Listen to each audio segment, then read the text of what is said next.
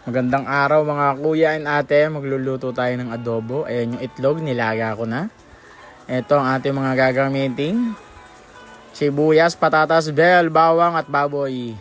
So back to basic. Magigisa tayo ng bawal. Ayan. Hindi ko na iniintay yan mag-brown Basta nilalagay ko na yung sibuyas, no? Kasi nadala na ako nasunugan na ako niyan Umangit yung lasa. Tapos lagay natin yung baboy. Ayan na. Pas muna tayo sa masabaw ngayon.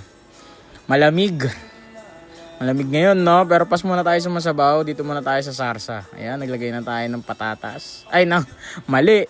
Ng paminta. Ayan, sasabay na natin sa gisa yan para lumalasa na. Siyempre, konting asin. Pampasakit ng bato.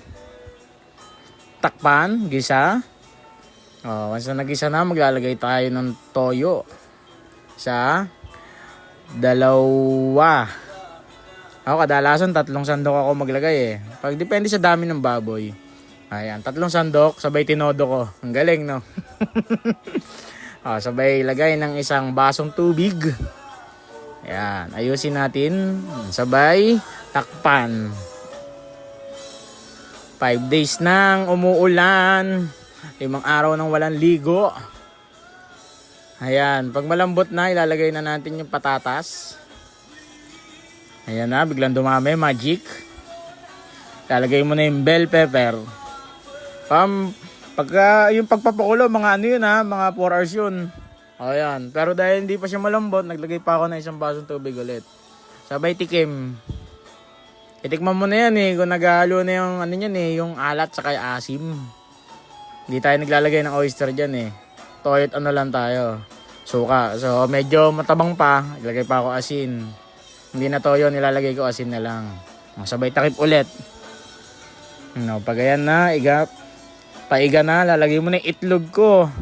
Ayan, 6 na itlog ko ang ilalagay natin dyan. Yun diba? Tapos patutuyuin pa natin ng gusto and then tiyanan. Ayan. Wala na siya masyadong sarsa. Sobrang lambot niyan mga kuya and ate. Talaga naman. Ayan, tatawagin ko yung kapatid ko. Mama, dali. Titikman niya. Tingnan natin kung ano magiging ano.